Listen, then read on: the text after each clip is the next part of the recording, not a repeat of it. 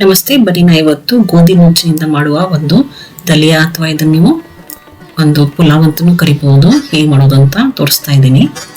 ಗೋಧಿ ನುಚ್ಚಿನಲ್ಲಿ ನನಗೆ ಸ್ವಲ್ಪ ಹೆಸರು ಬೇಳೆಯನ್ನು ಉಪಯೋಗಿಸ್ಕೊಂಡಿದ್ದೀನಿ ಮತ್ತು ಸ್ವಲ್ಪ ತರಕಾರಿಗಳನ್ನು ಹಾಕೋದರಿಂದ ಇದು ಒಂದು 1 ಪಾಟ್ ಮೀಲು ಕೂಡ ಹೌದು.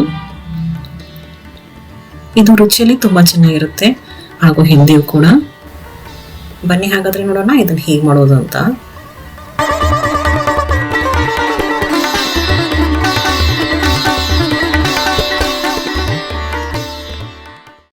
ಇದಕ್ಕಾಗಿ ನಾನು ಇಲ್ಲಿ ಸುಮಾರು 1 ಕಪ್ ಅಷ್ಟು ಗೋಧಿ ನುಚ್ಚನ್ನು ತೆಗೆದುಕೊಂಡಿದ್ದೀನಿ.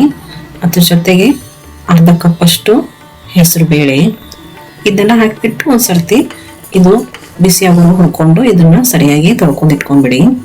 ಆಮೇಲೆ ಇಲ್ಲಿ ಕುಕ್ಕರ್ಗೆ ಸ್ವಲ್ಪ ಎಣ್ಣೆ, ಸ್ವಲ್ಪ ತುಪ್ಪ, ಸಾಸಿವೆ ಚಟಪಟ ಆದಮೇಲೆ ಜೀರಿಗೆ ಹಾಗೂ ಸಣ್ಣಗೆ ಹೆಚ್ಚಿರುವ ಒಂದು ಈರುಳ್ಳಿ ಹಾಗೂ ಸ್ವಲ್ಪ ಕರಿಬೇವು ಸೊಪ್ಪು ಮತ್ತೆ ಶುಂಠಿ, ಬೆಳ್ಳುಳ್ಳಿ ಮತ್ತು ಹಸಿಮೆಣಸಿನಕಾಯಿ ಪೇಸ್ಟ್, ತರಕಾರಿಗೆ ಬಟಾಣಿ ಮತ್ತು ಕ್ಯಾರೆಟ್ ಅನ್ನು ಹಾಕೊಂಡು ಒಂದ್ಸರ್ತಿ ಮಾಡಿಸ್ಕೊಂಡು ಇದಕ್ಕೆ ದೊಡ್ಡ ಗಾತ್ರದ ಟೊಮೆಟೊ ಹಾಕೊಂಡು ಟೊಮೆಟೊ ಸಾಫ್ಟ್ ಆಗೋವರೆಗೂ ಇದನ್ನ ಮಾಡಿಸ್ಕೊಳ್ಳಿ. ಆಮೇಲೆ ಅರಿಶಿನ ಪುಡಿ ಹಾಕೊಂಡು ಇದ್ರ ಜೊತೆಗೆ ಸುಮಾರು 3 ಕಪ್ ಅಷ್ಟು ನೀರನ್ನು ಹಾಕೊಳ್ಳಿ. ಯಾಕಂದ್ರೆ ಗೋಧಿ ನುಚ್ಚಿರೋದ್ರಿಂದ ಇದು ಬೇಯಕ್ಕೆ ಸ್ವಲ್ಪ ನೀರು ಜಾಸ್ತಿ ಬೇಕು.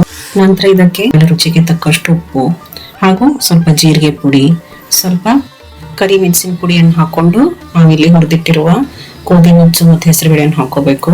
ಇದ್ರ ಜೊತೆಗೆ ಸ್ವಲ್ಪ ತುರಿದ ಕೊಬ್ಬರಿ, ಸ್ವಲ್ಪ ಕೊತ್ತಂಬರಿ ಸೊಪ್ಪು ಇದೆಲ್ಲ ಹಾಕಿಬಿಟ್ಟು ಒಂದ್ಸರ್ತಿ ಸರಿಯಾಗಿ ಕಲಿಸಿ ಕುಕ್ಕರ್ನ 2 ವಿಷಲ್ ಕೂಗಿಸ್ಕೊಳ್ಳಿ. ನೋಡಿ, ನಮ್ಮ ಕುಕ್ಕರ್ ಈಗ ವಿಷಲ್ ಕೂಗಾಗಿದೆ ಹಾಗೂ ನಮ್ಮ ಕುಕ್ಕರ್ ಆರಿದೆ ಕೂಡ.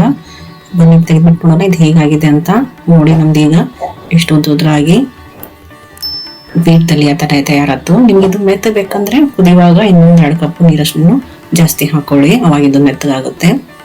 ಇದನ್ನ ನೀವು ಮೊಸರು ರಾಯ್ತಾ ಅಥವಾ ಕೊಬ್ಬರಿ ಚಟ್ನಿಯೊಂದಿಗೂ ಸರ್ವ್ ಮಾಡ್ಬೋದು. ಇಲ್ಲಾಂದ್ರೆ ಇದು ತುಪ್ಪ ಹಣ್ಣು ಹಾಕ್ಬಿಟ್ಟು ಹಾಗೇನೂ ತಿನ್ಬೋದು, ತುಂಬಾ ಚೆನ್ನಾಗಿರುತ್ತೆ. ಈ ರೆಸಿಪಿಯನ್ನು ಖಂಡಿತವಾಗಿ ಟ್ರೈ ಮಾಡಿ ಹಾಗೂ ನನ್ನ ಚಾನಲ್ ಅನ್ನು ಸಬ್ಸ್ಕ್ರೈಬ್ ಮಾಡೋದನ್ನು ಮರಿಬೇಡಿ. ಧನ್ಯವಾದಗಳು.